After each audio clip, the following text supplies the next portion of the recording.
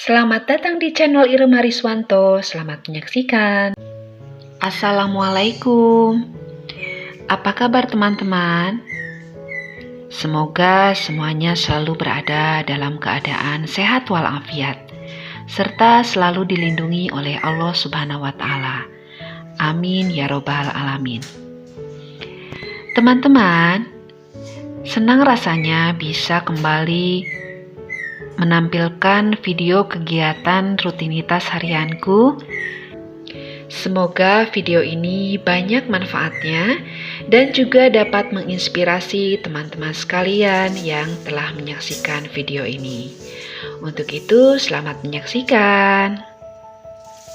Pagi hari ini aku awali dengan membuka pintu dan jendela rumah agar udara segar bisa masuk ke dalam rumah dan akan terasa sejuk dan juga segar ke setiap sudut ruangan. Teman-teman, pagi ini aku sengaja ingin menanak nasi dengan cara membuat nasi aron dulu. Setelah berasnya aku bersihkan, kemudian aku membuat nasi aron. Membuat nasi aron itu tidak terlalu lama, cuma sekitar 15 menit, maka air yang berada di dalam panci itu akan menyusut. Kemudian setelah itu, aku juga akan menanak nasinya selama kurang lebih 30 menit. Nah, ini adalah penampakan saat aku memasukkan nasi aron ke dalam panci dan ditunggu selama 30 menit.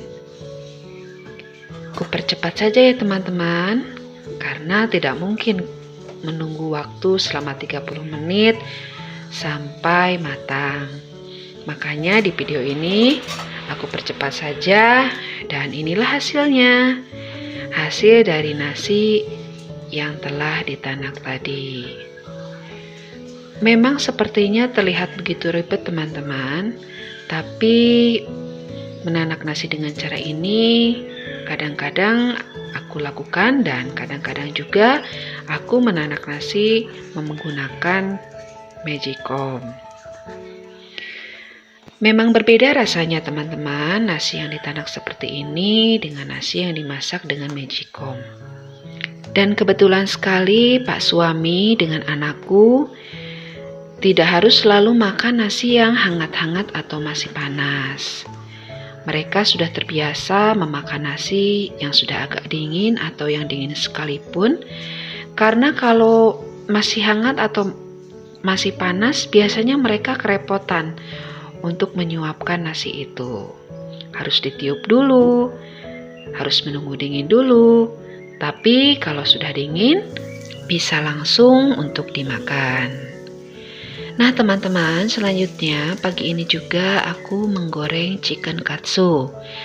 Kebetulan semalam aku sempat membuatnya, sehingga pagi ini sudah bisa dinikmati.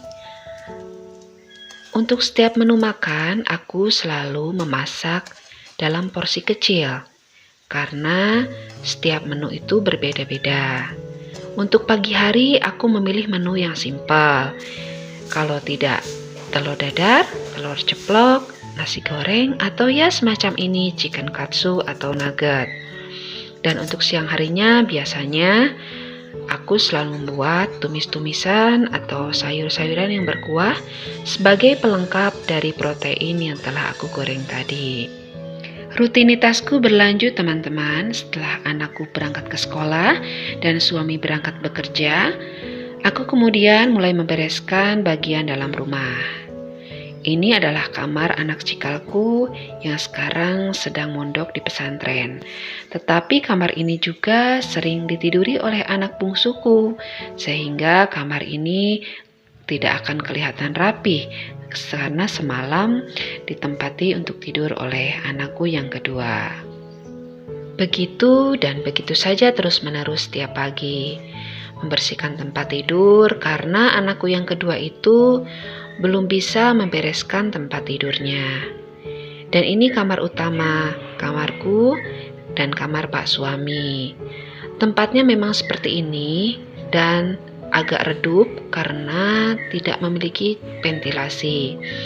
Cahayanya hanya terdapat dari genteng di atas yang transparan yang bisa memancarkan cahaya matahari masuk ke dalam. Sehingga apabila siang hari pun lampu di sini tetap menyala agar tidak terlalu gelap di dalamnya. Dilanjut menuju ruangan keluarga. Ruangan tempat menonton televisi ini juga tidak kalah pentingnya dalam satu rumah, karena ruangan inilah yang setiap malam juga sering ditempati, dipakai santai, dipakai ngobrol, dan menonton TV bersama keluarga. Untuk itu, ruangan ini setiap hari selalu aku bersihkan. Aku sapu hanya saja untuk mengepelnya, aku tidak setiap hari. Biasanya dalam 1 minggu itu di dalam rumah, aku mengepel 3-4 kali saja. Bersih-bersihku ini kemudian berlanjut ke ruangan makan. Sengaja ruangan ini dibuat agak luas ya teman-teman, karena biasanya kalau ada saudara yang datang ke rumah berkumpul di sini, mereka suka kalau duduk di bawah dengan menggunakan karpet, makan-makan ataupun sekedar bercengkrama. Sehingga meja makan ini agak ditempelkan ke tembok teman-teman. Lanjut aku menyapu ruangan tamu. Di ruangan ini juga tempat Pak suami menerima tamu atau juga tempat kami berkumpul sekedar bercakap-cakap atau menikmati kudapan sore dengan santainya.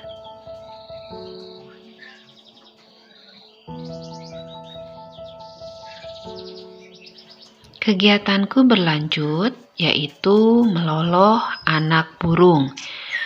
Entah untuk yang keberapa kalinya ini teman-teman, karena dari jam 6 pagi mereka sudah aku beri makan.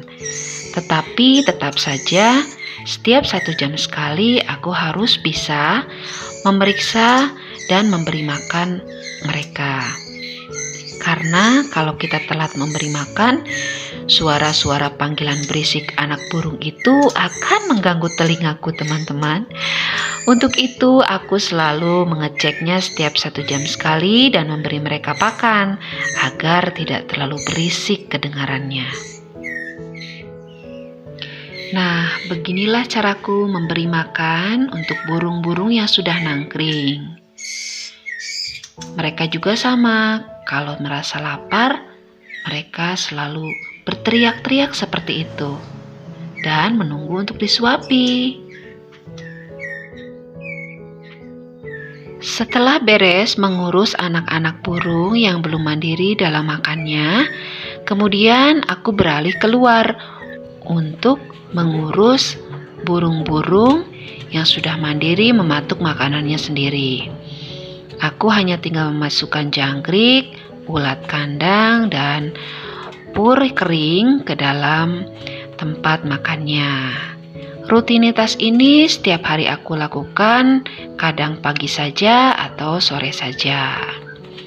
Tergantung ada tidaknya Pak suami di rumah. Aktivitasku selanjutnya adalah bergerak ke bagian depan rumah. Ini adalah penampakan depan rumah setelah semalam diguyur hujan. Sebetulnya ini banyak terdapat air-air hujan di tembok ini teman-teman. Sehingga aku harus membersihkannya dan mengepel lantainya agar apabila ada yang lewat ke situ tidak licin dan terjatuh. Rutinitas mengepel lantai dan menyapu lantai adalah teman akrab bagi setiap ibu rumah tangga. Semoga kita semua selalu diberi kesehatan dan tetap semangat dalam menjaga kebersihan dan kerapihan rumah kita. Karena apabila rumah kita terasa nyaman, maka anggota keluarga pun akan merasa bahagia berada di dalamnya. Betul kan teman-teman? Untuk mengepel lantai teras rumah yang di bagian depan, itu memang setiap hari aku lakukan. Dan salah satu alasannya adalah biasanya anak laki-lakiku itu selalu mengajak main teman-temannya di sini. Dan mereka senang berada di depan rumah sambil duduk-duduk ataupun sambil tidur-tiduran. Nah, makanya aku harus memastikan tempat bermain mereka ini bersih dan juga higienis, sehingga mereka merasa nyaman bermain di luar rumah tanpa harus berada di dalam rumah dan mengganggu kondisi di dalam rumah. Oh ya, tadi pagi aku sempat membeli telur untuk stok di rumah selama 1 minggu atau lebih. Harga telur di daerahku ini 26.000 per kilonya. Bagaimana dengan harga telur di tempat teman-teman? Apakah sama atau lebih tinggi atau lebih rendah? Kita semua berharap semoga setiap stok bahan makanan akan aman dan juga harganya dapat terjangkau. Demikian vlogku kali ini teman-teman, semoga dapat menginspirasi dan memberikan banyak manfaat bagi yang telah menyaksikannya.